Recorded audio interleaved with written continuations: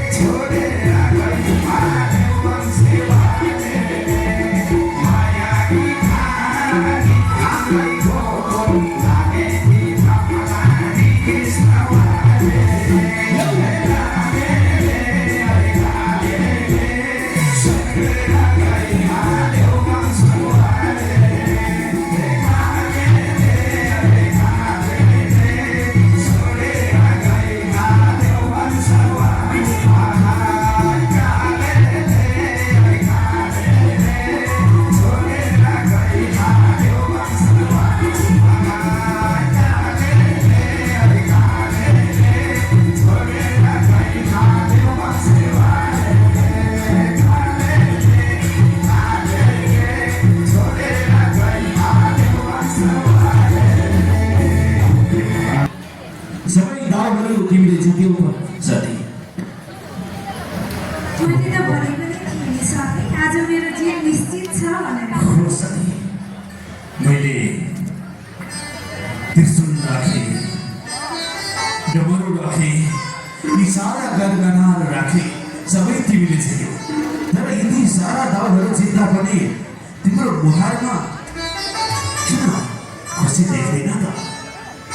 स्वामी, लामो समयपछि हजुरसँग यसरी प्रिय खेल अगाडि मनु महाराजका वंशहरूको वर्णन छ, जसले प्रियव्रत महाराजले सूर्यको उत्पत्ति गर्नुभयो। सूर्यलाई 7 टुक्रामा विभाजित गर्दै 7 रथलाई 7 दिपको प्रकट गर्नुहुन्छ। यता इन्द्र महाराजलाई दुर्वासा मुनिले श्री क्षय भएर जाओस् भनेर श्राप दिनुभएको थियो। त्यो श्रापको प्रतापले लक्ष्मी माता गएर समुद्रमा लुप्त भइदिनुहुन्छ। लक्ष्मीलाई फिर्ता ल्याउन समुद्र मन्थन गरिन्छ। मद्राचल पर्वतलाई विशाल मदानी बनाइन्छ। वासुकी नागलाई नेति बनाइन्छ। त्यति बेला मद्राचल पर्वतलाई भगवान श्रीहरिले कच्छपको रूपको अवतारमा धारण गर्नुहुन्छ। बोल्नुहोस् कच्छप भगवानको जय। समुद्र मन्थन गरेर 14 रत्न प्रकट भए। पहिलो कालकुट विष थियो, भगवान शङ्करले पान गर्नुभयो। अनेक रत्न, गौमाता, अप्सरा, कौस्तुभमणि अनेक प्रकट भए र अन्तमा धन्वन्तरी भगवानले कलश लिएर प्रकट हुनुहुन्छ र अमृत लिएर दैत्य भाग्छन्। देवताहरू भगवानलाई गुहार गर्छन्। भगवानले मोहिनी अवतार धारण गर्नुहुन्छ। बोल्नुहोस् मोहिनी भगवानको। त्यसपछि फेरि भगवान देवताहरूलाई अमृत पिलाउनुहुन्छ मोहिनी रूपमा। पछि दैत्यहरूले थाहा पाउँछन्, युद्ध हुन्छ र हिजोको कथामा भए जस्तै गुरु पाताल सबैको वर्णन गरिएको छ भने श्री नारदजी नरकहरू धेरै छन् रे, तर ती सबै नरकहरू धेरै भए पनि विशेष 28 प्रकारका नरकहरू चाहिँ विशेष मानिन्छन्।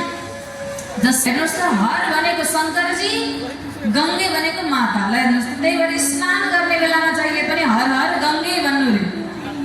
के भन्नु रे हजुर? बिहान स्नान गर्ने बेला हर हर गङ्गे भन्नु भने तीर्थको जल मानिन्छ है, गङ्गा समान मानिन्छ हजुरले नुहाउँदै गरेको जल। यस पश्चात अघि भर्खर भने राधा कृष्णको प्रगट उत्सव